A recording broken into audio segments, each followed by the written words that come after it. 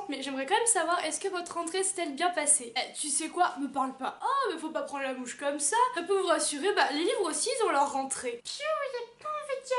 Vous l'avez compris, je vais vous parler d'un livre de la rentrée littéraire. Il s'agit de Celui-là et mon frère de Marie Berthelet aux éditions Buchet-Châtel. Je crois que c'est ça, hein. C'est un polar. Alors, pas du tout, je suis désolée, ça n'a rien à voir, ce n'est pas un polar. C'est plutôt un livre, je dirais, qui se savoure comme un conte des mille et une nuits. Je dis comme parce qu'en fait, on sait pas trop où est-ce que ça se passe, ni à quelle époque, ni à quelle date, mais ça a une ambiance un peu, vous voyez, orientale ou africaine. Un jeune chef d'État retrouve son frère qui était absent depuis plus de 10 ans. Quand ils étaient enfants, ils avaient une relation très fusionnelle et il y a un événement qui a fait que un des frères a dû partir, mais vraiment d'un coup comme ça, comme un voleur. D'abord très heureux de retrouver son complice d'autrefois, la joie va finalement faire place à la colère car oui, si ce frère revient au bout de 10 ans d'absence, ce n'est pas pour rien et non, c'est pour oser affronter le chef d'État car ce frère est devenu le défenseur d'une révolution, le défenseur d'une minorité qui est laissée pour compte par le pays et donc il va affronter son frère. Notez qu'il y a quand même un suspense parce que comment cela va-t-il se finir? Je vous invite fortement à rentrer et à plonger dans ce récit qui est captivant et qui est envoûtant, vraiment comme un conte, hein, et qui est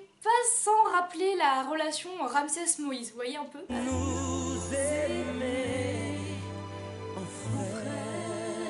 D'autant que c'est ma comédie musicale préférée. Pour moi, c'est l'un des petits trésors de la rentrée littéraire. Alors, j'ai pas eu la chance de tous les lire, hein, les 560, on est d'accord, mais de ce que j'ai pu lire, voir et apercevoir, celui-ci, voilà, je peux dire que c'est un des trésors de la rentrée littéraire et pour plusieurs raisons qui me sont propres, hein. Après, à vous d'en discuter avec moi par la suite. J'ai bien aimé la pertinence d'angle de récit, c'est-à-dire que c'est le chef d'État, un des frères qui va raconter en fait l'histoire et l'arrivée de ce frère qui revient après 10 ans d'absence, comment il l'affronte et toute cette histoire et le récit jusqu'à la fin sur un événement aussi, je vous spoile pas, je vous spoile pas. Le thème de la relation fraternelle est très bien exploité et limite je trouvais ça original en fait de voir ça dans un livre, ça change. C'est aussi une forme d'amour en fait au final, la relation fraternelle, on a peut-être tendance à l'oublier mais c'est une histoire d'amour en fait entre deux frères ou une histoire de haine, à vous de voir. Et le troisième point de pourquoi je trouve c'est un des trésors, c'est parce qu'il y a le ton du conte qui est mis dedans et moi j'adore ça. Quand j'étais enfant, les contes des mille et une nuits, je les ai dévorés et tout ce qui était mille et une nuits de contes aussi. Et il y a un style très poétique et très fluide et très soigné. Vous vous laissez mais emporter, c'est pas très long, c'est des petits chapitres, c'est écrit assez gros, vous le lisez en 1 heure, 2 heures si vous voulez vraiment savourer votre lecture. Et c'est vraiment ça, vous vous laissez embarquer et vous voyez même pas ce qui vous arrive, vous êtes déjà à la fin. C'est un très bon moment de lecture et une auteure à suivre de près. Et vous, si vous l'avez lu, qu'est-ce que vous en avez pensé? Ou si vous ne l'avez pas lu, est-ce que ça vous a donné envie, sachant que dans la rentrée littéraire, il y a énormément de livres qui sont sortis. Est-ce que celui-ci a attiré votre attention? Est-ce que vous l'avez vu? Est-ce que ça vous a donné envie de le lire?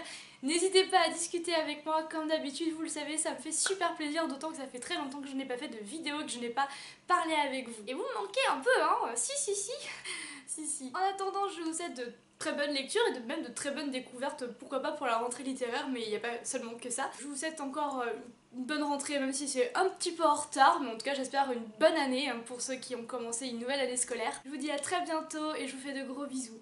En te voyant, j'ai pensé que tu étais revenu pour moi, puis que tu avais vieilli. Je me trompais. Déjà tu souhaitais repartir. Et ce n'était pas tant que tu avais vieilli, tu étais transformé, défiguré, allais-je dire, par la brûlure d'une foi neuve. J'ai aussi cru que je délirais, que mon souper passait mal ou que j'avais trop bu. Mon vin était peut-être empoisonné. Ça n'aurait pas été surprenant, on a toujours quelques raisons d'endormir l'homme qui gouverne. Mais ton nom susurré par tous ceux qui étaient présents a craquelé le silence.